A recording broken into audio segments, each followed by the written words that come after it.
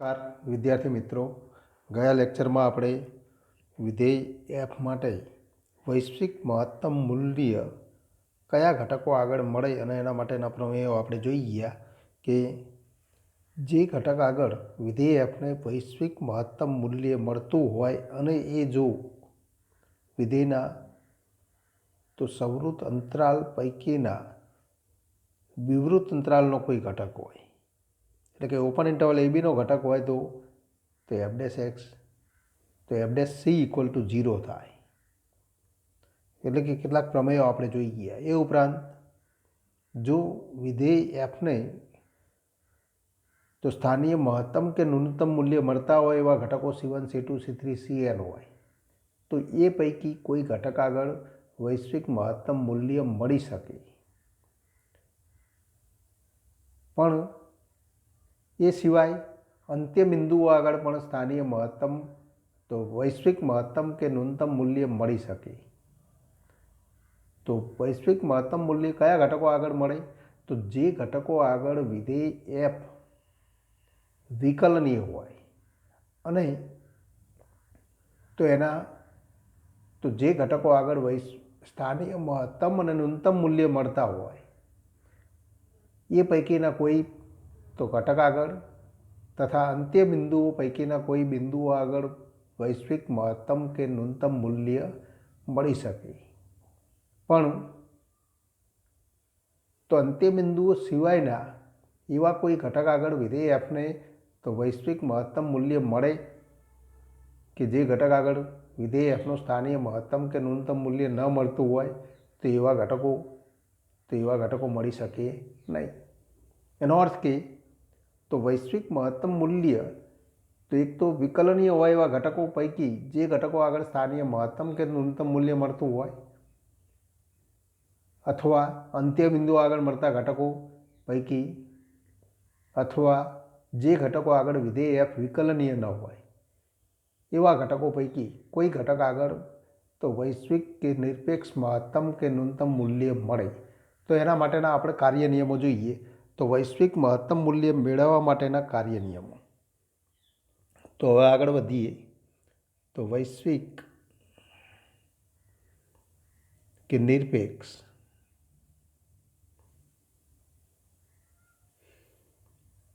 મહત્તમ કે ન્યૂનતમ મૂલ્ય મેળવવા માટેના કાર્ય નિયમો.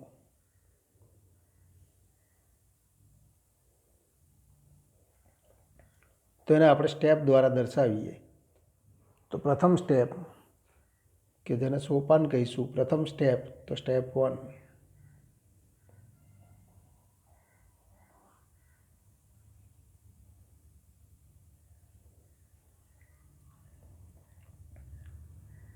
તો સ્ટેપ 1 કે આપેલ સંવૃત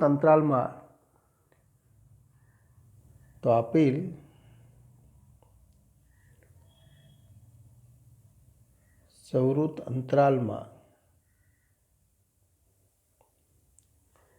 વિધેય એફની તમામ નિર્ણાયક સંખ્યાઓ મેળવો.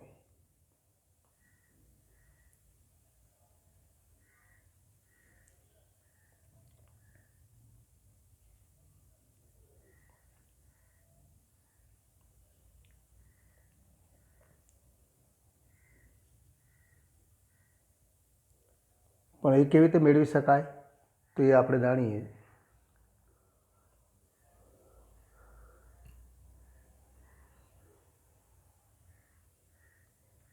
તો એટલે કે તો આપણે જાણીએ છીએ કે એટલે કે F dash X equal two 0 થાય એવા તમામ ઘટકો એક્સ, તો F dash X equal two 0 થાય તેવી તમામ સંખ્યાઓ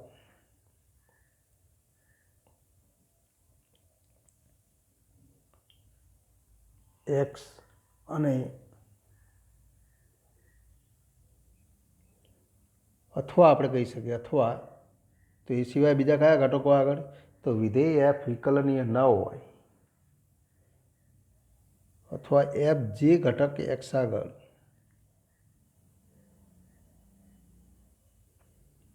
વિકલનીય ન હોય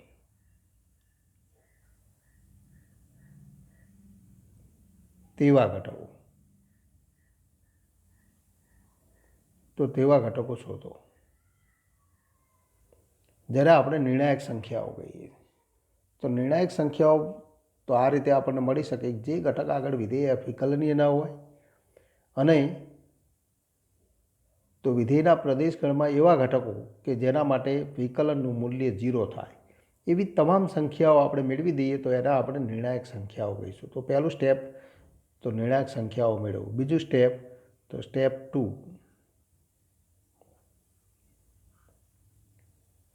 તો આ નિર્ણાયક સંખ્યાઓ પૈકી તો મેળવે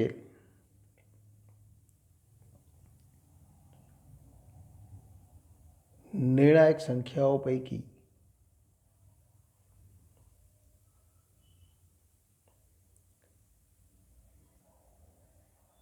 તો કઈ નિર્ણાયક સંખ્યા આગળ તો સ્થાનીય મહત્તમ કે ન્યૂનતમ મૂલ્ય મળે.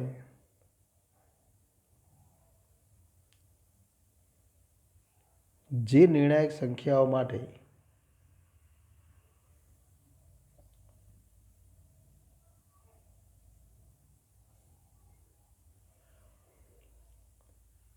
સ્થાનીય મહત્તમ કે ન્યૂનતમ મૂલ્ય મળે તે સંખ્યાઓ નક્કી કરો.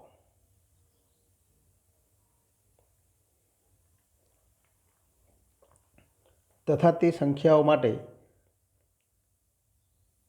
તો આપણે વિધેય એફનું મૂલ્ય પણ મેળવીશું. પણ અહીંયા આપણે પહેલાં સંખ્યાઓ નક્કી કરીએ. સ્ટેપ 3 તો ત્રીજું સ્ટેપ એવી સંખ્યાઓ આપણે નિર્ણાયક સંખ્યાઓમાંથી પણ એવી સંખ્યાઓ પસંદ કરીએ છીએ કે જે ઘટકો તો જે નિર્ણાયક સંખ્યાઓ આગળ સ્થાનીય મહત્તમ કે ન્યૂનતમ મૂલ્ય મળે.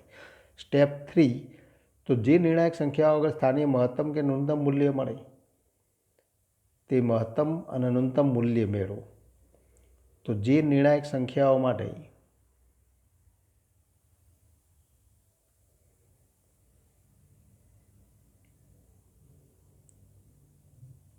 સ્થાनीय महत्तम के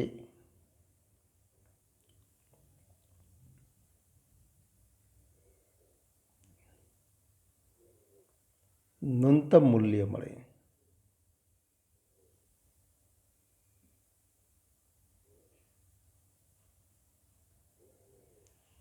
તે સંખ્યાઓ આગળ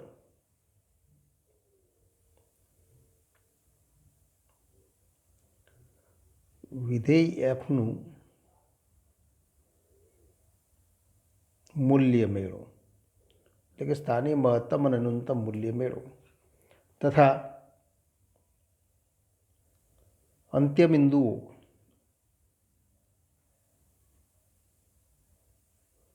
એ અને બી આગળ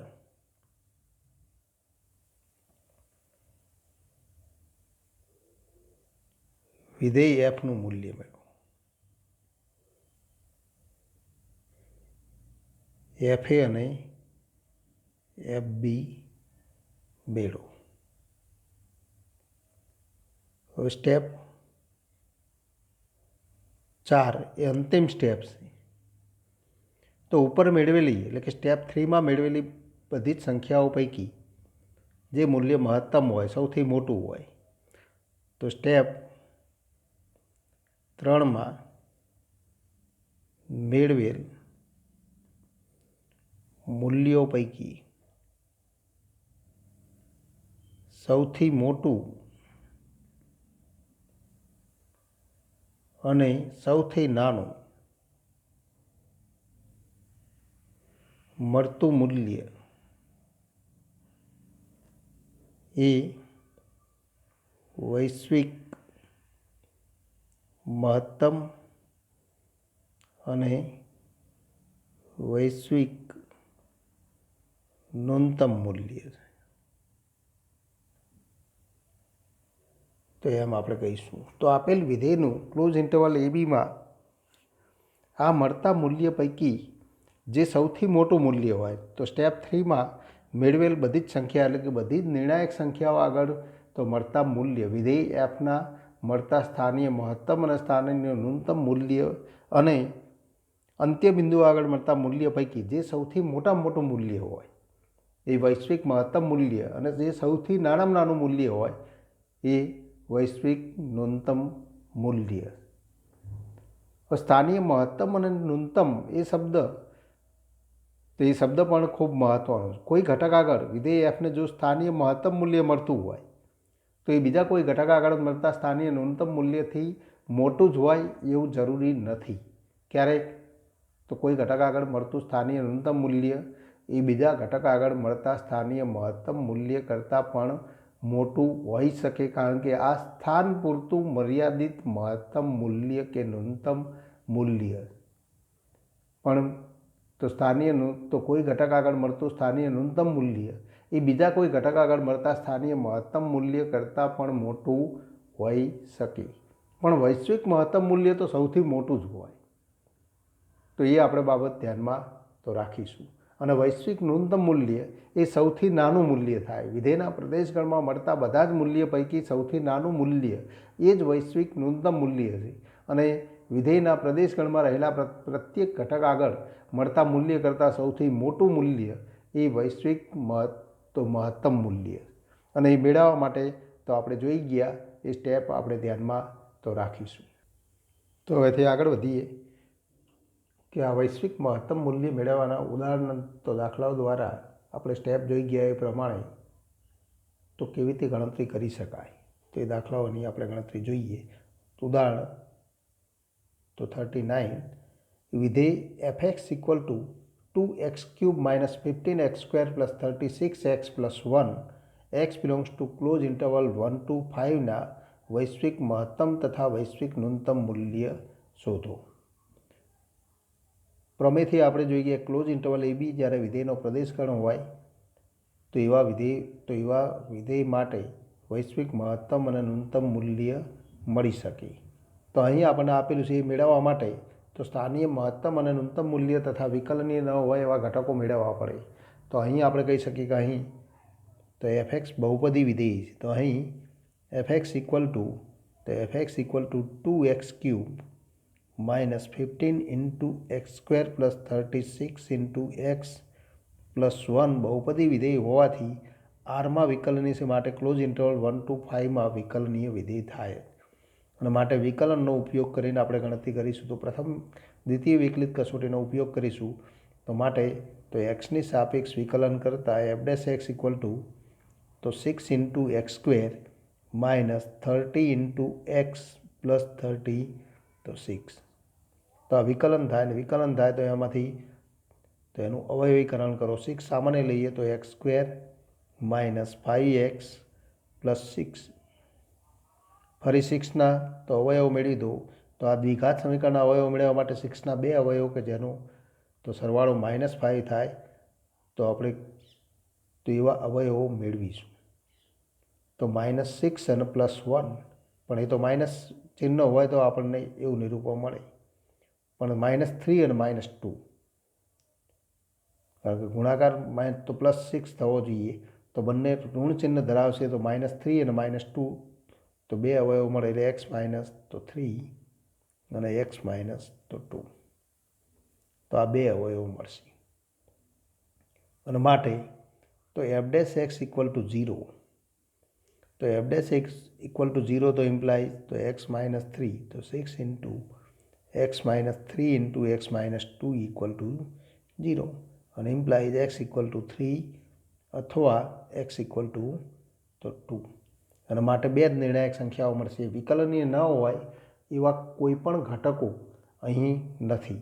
માટે આપણે કહી શકીએ કે x ઇક્વલ ટુ 2 અને 3 તો 2 અને x ઇક્વલ ટુ 3 એ નિર્ણાયક સંખ્યાઓ.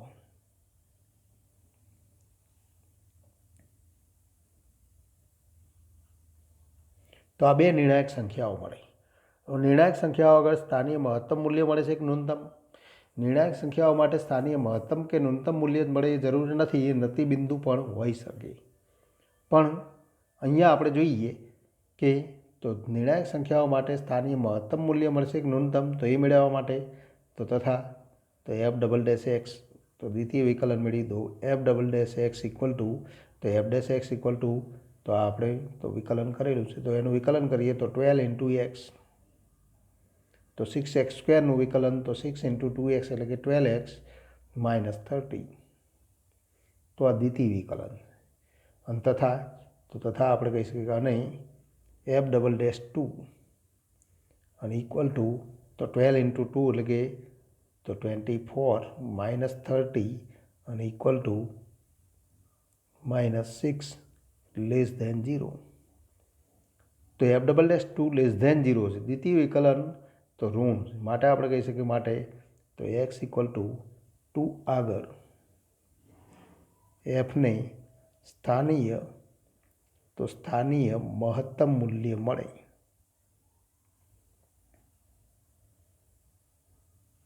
તથા તે એફ ઓફ 2 અને ઇક્વલ ટુ તો વિધેયનું એક્સ ઇક્વલ ટુ 2 આગળ સ્થાનીય મહત્તમ મૂલ્ય મળે ને વિધેયનું તો વિધેયના સૂત્રમાં એક્સની કિંમત 2 લઈ લો, તો કઈ કિંમત મળે 2 ઇન્ટુ 2નો ક્યુબ એટલે કે 8 માઇનસ 15 ઇન્ટુ 2નો વર્ગ એટલે કે 4 પ્લસ 36 ઇન્ટુ 2 એટલે કે 72 પ્લસ 1 અને ઇક્વલ ટુ તો 16 માઇનસ તો 60 પ્લસ 72 પ્લસ 1 પ્લસ 1 અને ઇક્વલ ટુ સરવાળો કરીએ તો 72 માઇનસ 16 એટલે કે 12 પ્લસ 16 એટલે કે તો 12 પ્લસ 16 એટલે કે 28 પ્લસ 1 એટલે કે 29 મળે. તો આ પહેલું મૂલ્ય મળે 2 આગળ સ્થાનીય મહત્તમ મૂલ્ય, તો F2 ઇક્વલ ટુ 29, તો માટે F2 ઇક્વલ ટુ 29 લખીશું. તથા એફ ડબલ ડેશ તો બીજી નિર્ણાયક સંખ્યા 3, તો એફ ડબલ ડેશ 3 તો એનું મૂલ્ય મેળવીએ તો દ્વિતીય વિકલન તો 12 ઇન્ટુ 3 માઇનસ તો 30 અને ઇક્વલ ટુ 36 માઇનસ 30 અને ઇક્વલ ટુ 6 ગ્રેટર ધેન તો 0. તો દ્વિતીય વિકલનનું મૂલ્ય ધન હોય તો વિધેય એફનું કેવું મૂલ્ય મળે તો સ્થાનીય ન્યૂનતમ મૂલ્ય માટે એક્સ ઇક્વલ ટુ 3 આગળ એફને સ્થાનીય ન્યૂનતમ મૂલ્ય મળે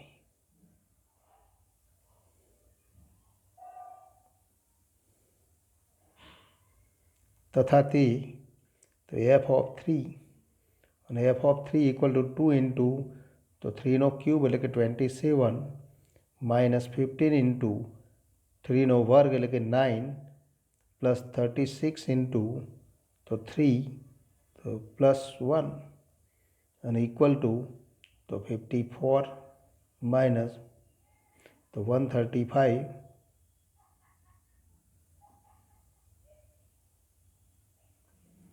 પ્લસ 108 પ્લસ 1 અને ઇક્વલ ટુ તો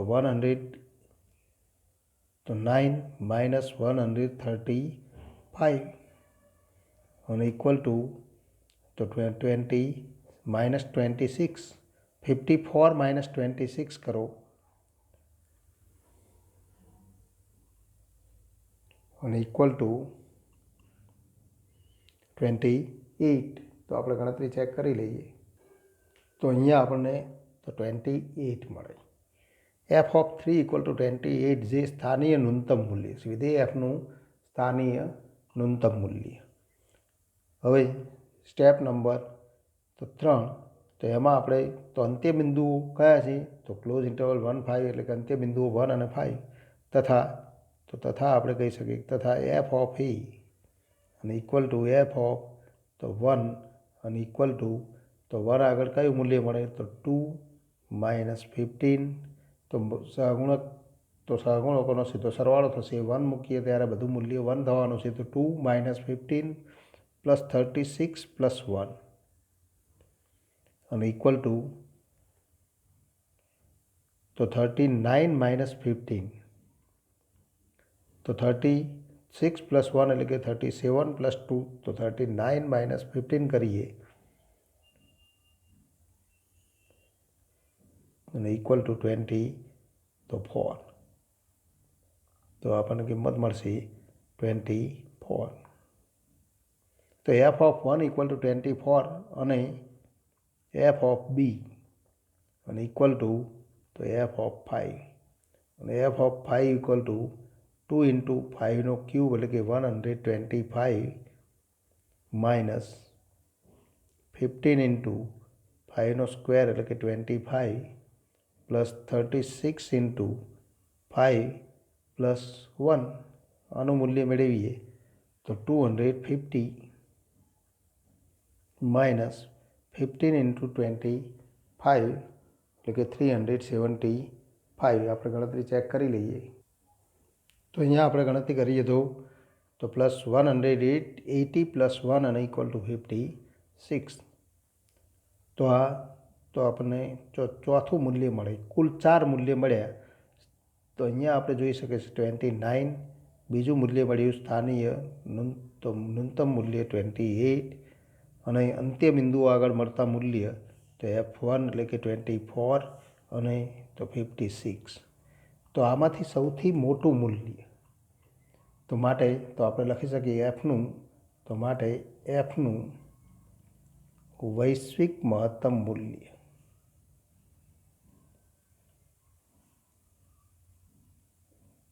ઇક્વલ ટુ એને આપણે આ પ્રમાણે પણ લખી શકીએ મેક્સિમમ ઓફ તો અહીંયા 4 ઘટકો સ્થાનીય મહત્તમ અને ન્યૂનતમ મૂલ્ય મળે એવા ઘટકો હતા f2, સ્થાનીય ન્યૂનતમ મૂલ્ય મળે એવો ઘટક f3, અંત્ય બિંદુઓ તો f1 અને f5 અને 4 મૂલ્ય કયા મળ્યા તો આપણે લખી શકીએ ઇક્વલ ટુ મેક્સિમમ ઓફ તો 29, 28, 24 અને 56 અને ઇક્વલ ટુ તો સૌથી મોટું મૂલ્ય 56 છે તો 56 મળે જે વૈશ્વિક મહત્તમ મૂલ્ય.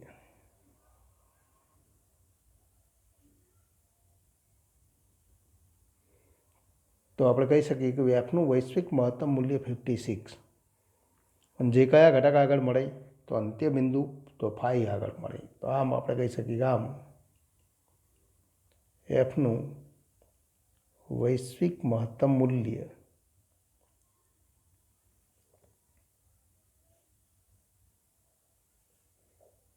x = તો 5 આગળ મળે તથા તે તો 56 છે અને એફનું વૈશ્વિક ન્યૂનતમ મૂલ્ય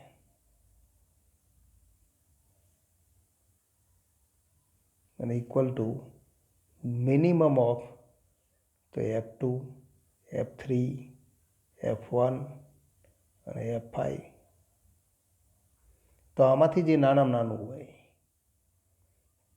અને ઇક્વલ ટુ આપણે જોઈ શકીએ છીએ આપણે બધા ઘટકો લખેલા છે એમાં મિનિમમ 24 તો 24 જે તો x = કયા ઘટક આગળ મળે છે તો 24 એ x = 1 આગળ મળે તો એ 1 આગળ મળે. તો આ માગેલ વૈશ્વિક મહત્તમ અને ન્યૂનતમ મૂલ્ય. તો કોઈપણ વિધેય માટે વૈશ્વિક મહત્તમ અને ન્યૂનતમ મૂલ્ય મેળવવા માટે તો એના સ્થાનીય મહત્તમ કે ન્યૂનતમ મૂલ્ય મળતા હોય એવા તમામ ઘટકો મેળવવા જ પડે અને વિકલનીય ન હોય એવા ઘટકો પણ આપણે જાણતા હોવા જોઈએ અને અંત્ય બિંદુ આગળ વિધેયનું મૂલ્ય મેળવી દો. એ પૈકી સૌથી મોટું મૂલ્ય વૈશ્વિક મહત્તમ મૂલ્ય અને સૌથી નાનું મૂલ્ય વૈશ્વિક ન્યૂનતમ મૂલ્ય. હવે એથી આગળ વધીએ તો ઉદાહરણ નંબર 41. x > 0 માટે દુશ્મનનું એક હેલિકોપ્ટર વક્ર y = x² + 7 માર્ગે હવામાં ઉડે છે. એટલે કે એનો ગતિપથ આપણને આપેલો, એનું સમીકરણ આપેલું છે. બિંદુ 37 આગળ ઊભેલ સૈનિક જ્યારે હેલિકોપ્ટર તેની તદ્દન નજીક હોય ત્યારે તેને નિશાન તાકી નીચે પાડવા ઈચ્છે છે. તો તેની વચ્ચેનું ન્યૂનતમ અંતર શોધો. તો અહીંયા હેલિકોપ્ટરનું સ્થાન ચલ બિંદુ દ્વારા આપણે દર્શાવીશું. એટલે કે તો હેલિકોપ્ટરનું બિંદુનું તો હેલિકોપ્ટરના સ્થાનનો એક્સયામ એક્સ હોય તો વાયયામ તો આપણે કહી શકીએ કે માટે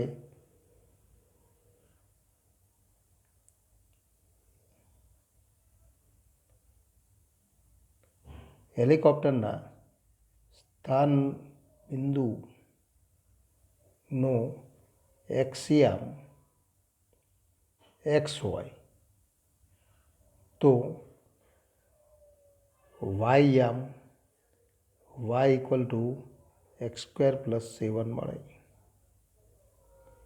માટે તો હેલિકોપ્ટરનું સ્થાન બિંદુ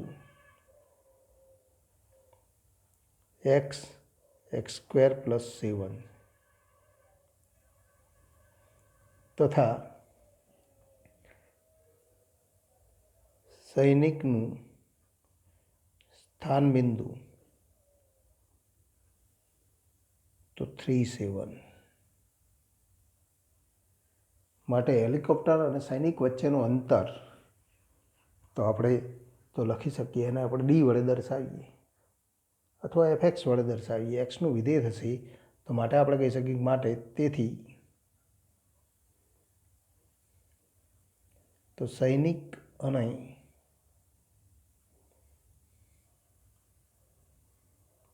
હેલિકોપ્ટર વચ્ચેનું અંતર તો fx ઇક્વલ ટુ તો આ બે બિંદુ વચ્ચેનું અંતર તો અંતર સૂત્રનો ઉપયોગ કરો તો આપણે લખી શકીએ ઇક્વલ ટુ તો fx ઇક્વલ ટુ વર્ગમૂળમાં √x-3² પ્લસ x² + 7 - 7 એટલે કે તો પ્લસ x²² એટલે કે x⁴. તો આ આપણને સૂત્ર મળે. આનું મહત્તમ કે ન્યૂનતમ મૂલ્ય આપણે ન્યૂનતમ મૂલ્ય મેળવવું. જેનું ન્યૂનતમ મૂલ્ય મેળવવું તો fx ઇક્વલ ટુ તો વર્ગમૂળમાં મળે. તો માટે તો આનું ન્યૂનતમ મૂલ્ય મેળવવા માટે તો વિકલન કરો તો f' અને માટે તો એક્સની સાપેક્ષ વિકલન કરતાં f' ઇક્વલ ટુ તો fxનું ન્યૂનતમ મૂલ્ય આપણે મેળવવું તો એનું વિકલન કરો f' અને f' ઇક્વલ ટુ તો આપણે લખી શકીએ 1/2 × x-3² x⁴. તો વર્ગમૂળમાં x એનું વિકલન તો સાંકળ નિયમથી 1/2 × √x × d/dx તો x-3² + x⁴. તો x-3² વિકલન તો 2 × x-3 + 4 × તો x³ તો આ એનું વિકલન થાય. અને આ વિકલન થાય તો વિકલન તો આપણને મળી ગયું તો માટે તો f' ઇક્વલ ટુ 0 અને ઇમ્પ્લાઇઝ તો f' ઇક્વલ ટુ 0 તો આ બંને તો અંશનું પદ 0 થાય 2 × x-3 + 4x³ અને ઇક્વલ ટુ 0 એટલે કે 4x³ તો +2x - 3 ઇક્વલ ટુ 0. તો ઇમ્પ્લાઇઝ આપણે લખી શકીએ 4x³ + 2x - 6 ઇક્વલ ટુ 0. સાદું રૂપ આપી દઈએ તો આવું સ્વરૂપ મળે. ફરી 2 વડે ભાગી દો તો 2x³ + x - 3 ઇક્વલ ટુ 0. અહીંયા સહગુણકોનો સરવાળો 0 થાય માટે એક અવયવ તો x - તો 1 થાય તો x - 1 એક અવયવ થાય તો બીજો અવયવ કેવી રીતે મેળવી શકાય તો 2x³ તો આના બે અવયવ આપણે મેળવી શકીએ 2x³ તો એ મેળવવા માટે xને 2x વડે ગુણવા પડે તો 2x² વડે ગુણવા પડે તો 2x³ મળી જાય. તો પહેલું પદ મળી જાય પણ -2x² થાય. -2x² તો એ આપણા વિસ્તારના પદમાં નથી તો એને દૂર કરવું પડે. -2x² તો દૂર કરવા માટે તો એક્સને કેટલા વડે ગુણવા પડે तो -2x मळे, तो माइनस तो 2x, तो -2x² मળી જાય +2x², तो અહીંયા -2x² +2x करो तो +2x² એ તો 2x³ વાળું પદ, તો 2x² વાળું પદ દૂર થઈ જાય. ફરી આપણને આ બેના ગુણાકારથી -2x મળે, -2x મળે તો +x મેળવવો, તો +x મેળવવા માટે તો 3x ઉમેરવા પડે, તો 3x ઉમેરવા માટે xને કેટલા વડે ગુણવા પડે, તો 3 વડે. તો આવું સ્વરૂપ મળે અને =0. અને ઇમ્પ્લાઇઝ આપણે કહી શકીએ કે x તો =1 થાય, x - 1 અને 2x² + 2x + 3 =0. તો x =1 કારણ કે 2x² તો b² - 4ac કરો તો કારણ 2x² + 2x + 3 = 0નો આરમાં ઉકેલ ન મળે, કારણ કે ડેલ્ટા બરાબર b² - 4ac, તો 4 - તો 24. તો કારણ કે આપણે લખી શકીએ, એના માટે કારણ લખવું હોય તો કારણ કે તો ડેલ્ટા બરાબર તો b² - 4ac અને તો 4 × 2 × 3 એટલે કે તો 24 અને -20 < 0. તો વાસ્તવિક બીજ એના નથી માટે તો x = 1, તો એ માગેલ તો ન્યૂનતમ, તો અહીંયા નિર્ણાયક સંખ્યા થાય એટલે કે વિધેય fનું સ્થાનીય મહત્તમ કે ન્યૂનતમ મૂલ્ય મળે. પણ અહીંયા અંત્યબિંદુ વિધેયના પ્રદેશગણમાં એક જ અંત્યબિંદુ, તો વિધેયનું સ્થાનીય મહત્તમ કે ન્યૂનતમ મૂલ્ય મળતું હોય એવા ઘટક અને અંત્યબિંદુઓ પૈકી તો મહત્તમ કે ન્યૂનતમ મૂલ્ય તો આ બે ઘટકો એટલે કે 0 અને 1માંથી તો બે જ ઘટકો આગળ 0 અને 1 પૈકી જે ઘટક આગળ મોટું મૂલ્ય મળે એ તો સ્થાનીય મહત્તમ મૂલ્ય અને જે નાનું મૂલ્ય મળે એ સ્થાનીય ન્યૂનતમ મૂલ્ય તથા આપણે કહી શકીએ તથા f(1) શું થાય,